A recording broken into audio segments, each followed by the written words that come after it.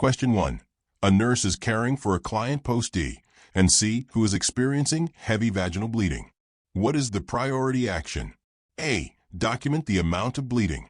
B. Notify the healthcare provider immediately. C. Elevate the client's legs and reassess in 30 minutes. D. Encourage fluid intake to prevent dehydration.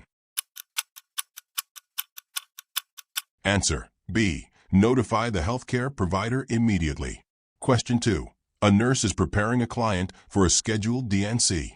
Which statement by the client indicates a need for further teaching? A. I will need someone to drive me home after the procedure. B. I should avoid eating or drinking after midnight. C.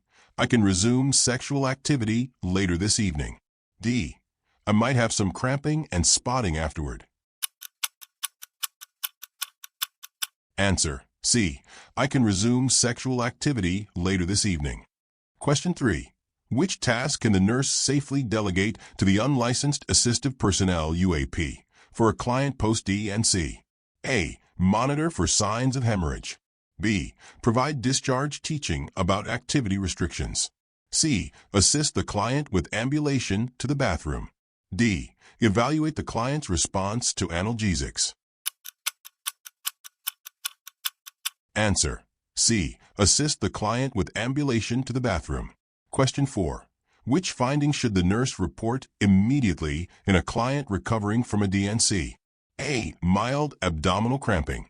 B. Small clots on the perineal pad. C. Saturation of one pad in 30 minutes. D. Pink tinge discharge. Answer. C. Saturation of one pad in 30 minutes. Question 5. A client undergoing a D&C is anxious and asks if the procedure will affect future fertility. How should the nurse respond? A. Let's focus on today's procedure for now. B. This procedure will make you more fertile. C. D&C usually does not affect future fertility. D. You should ask your doctor that question. Answer. C. D&C usually does not affect future fertility. Question 6. Which post-operative instruction should the nurse prioritize after a D&C? A. Take a full shower immediately after returning home. B. Use tampons to manage post-procedure bleeding. C. Avoid heavy lifting and strenuous activity for a few days. D. Take aspirin if you experience pain. Answer. C. Avoid heavy lifting and strenuous activity for a few days. Question 7. A nurse is caring for a client post-D&C. Which assessment finding requires immediate intervention? A. Complaints of fatigue. B. Bradycardia and hypotension. C. Nausea and vomiting. D. Reports of mild backache. Answer. B. Bradycardia and hypotension. Question 8. A client expresses fear about the D&C procedure. What is the nurse's best initial response? A. You have nothing to worry about. B. You should discuss this with your doctor. C. Tell me more about what's worrying you. D. This is a common procedure and it's usually safe. Answer. C. Tell me more about what's worrying you. Question 9. A nurse is reviewing post-D&C discharge instructions. Which client statement indicates a need for further teaching? A. I should rest for the remainder of the day. B. I can expect some spotting or light bleeding. C. I will call the clinic if I develop a fever. D. I can resume driving within 2 hours. Answer. D. I can resume driving within 2 hours. Question 10. A nurse is assessing a client who had a D&C 2 hours ago. Which finding indicates a possible complication? A. Pulse 110, BP 88/60. B. Reports of mild dizziness. C.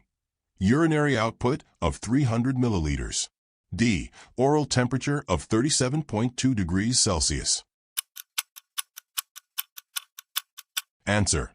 A. Pulse 110, BP 88/60. Question 11. The nurse is caring for 4 post-D&C clients. Who should be assessed first? A. A client reporting pain level 3/10. B. A client with moderate lochia and alert mentation. C. A client with chills and temperature of 38.3 degrees Celsius. D. A client requesting discharge instructions. Answer: C. A client with chills and temperature of 38.3 degrees Celsius. Question 12. Which instruction is most important for a nurse to give a client prior to a scheduled D&C? A. You may eat a light breakfast the day of the procedure. B. Make sure to bring your insurance information. C. Do not drive yourself home after the procedure. D. You will be able to walk immediately after the procedure. Answer: C. Do not drive yourself home after the procedure. Question 13. What is the best nursing action if a client becomes hypotensive and pale after a D&C?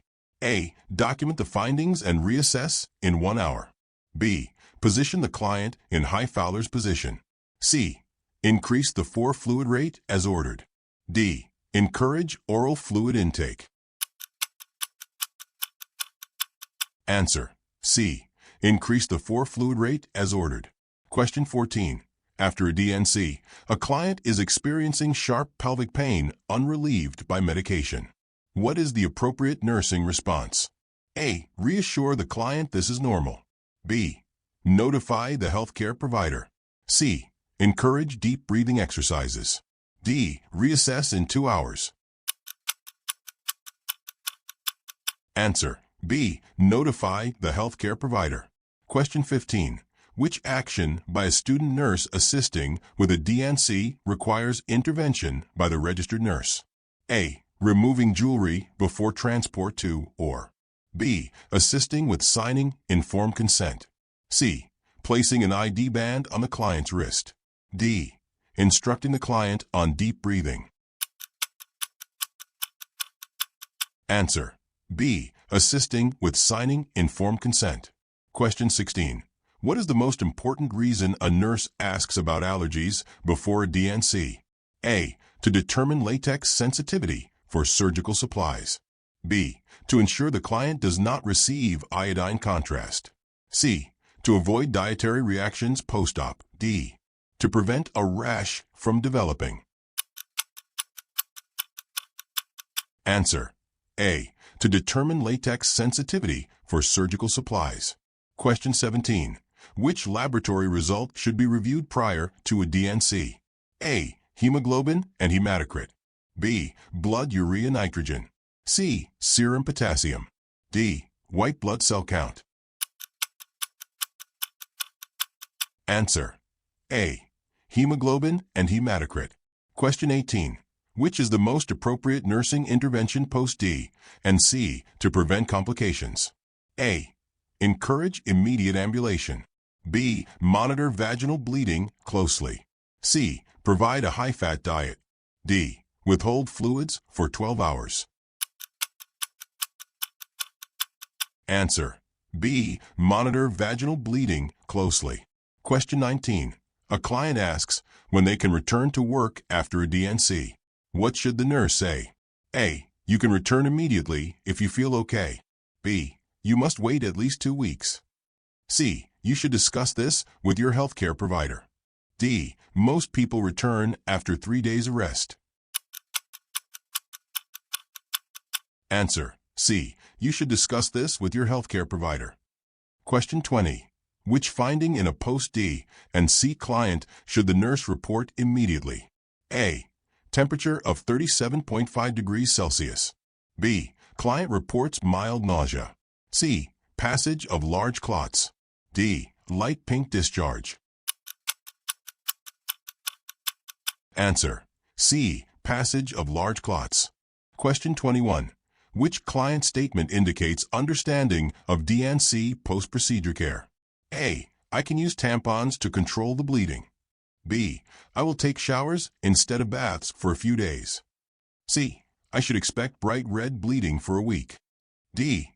I can lift heavy items tomorrow if I feel okay. Answer: B. I will take showers instead of baths for a few days. Question 22.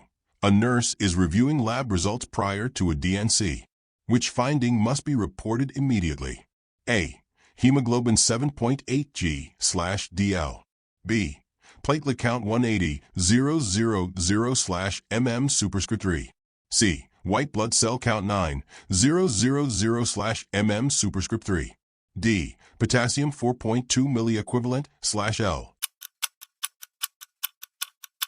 Answer: A. Hemoglobin 7.8 G/DL. Question 23. A client reports severe lower abdominal pain 8 hours after a D&C. What should the nurse do first? A. Reassure the client this is expected. B. Reposition the client for comfort. C. Assess the client's vital signs and bleeding. D. Administer prescribed acetaminophen. Answer: C. Assess the client's vital signs and bleeding. Question 24. The nurse is assigning care for clients post-D&C. Which task should be performed only by a registered nurse? A. Assisting with toileting. B. Checking surgical dressing and bleeding. C. Offering oral fluids. D. Measuring intake and output. Answer: B. Checking surgical dressing and bleeding. Question 25. Which preoperative action has the highest priority before a D&C under general anesthesia? A. Shave the perineal area. B. Confirm that the client has been NPO. C. Administer anti-nausea medication. D. Explain the recovery process. Answer: B. Confirm that the client has been NPO. Question 26. Which client is at highest risk for complications following a D&C? A. A 24-year-old with no medical history. B. A 32-year-old with mild asthma. C. A 45-year-old with a history of clotting disorders. D. A 30-year-old who smokes socially. Answer: C. A 45-year-old with a history of clotting disorders. Question 27. What is the most appropriate response when a client asks, "Will I feel anything during the D&C?" A. Most clients describe the procedure as painless. B. You will be under anesthesia, so you should not feel pain. C. It depends on your pain tolerance. D. There might be mild discomfort. Answer: B. You will be under anesthesia, so you should not feel pain. Question 28. What should the nurse monitor closely in the immediate post-operative period following a D&C? A. Blood glucose levels. B. Pupillary response. C. Vaginal bleeding and vital signs. D. Bowel sounds. Answer: C. Vaginal bleeding and vital signs. Question 29. A client's partner asks if fertility will be affected by the D&C. What is the best response? A. Your partner may have trouble conceiving. B. Most clients maintain normal fertility after a D&C. C. That depends on the number of prior pregnancies. D. There's a chance of permanent infertility. Answer: B. Most clients maintain normal fertility after a D&C. Question 30. A client complains of dizziness after ambulating for the first time post-D&C. What is the nurse's priority action? A. Encourage the client to continue walking. B. Document the client's dizziness. C. Return the client to bed and assess vitals. D. Administer oxygen by nasal cannula. Answer: C. Return the client to bed and assess vitals. Question 31. What is the nurse's best action if a client vomits while being prepped for a D&C under general anesthesia? A. Document the emesis and proceed with preparation. B. Notify the anesthesiologist immediately.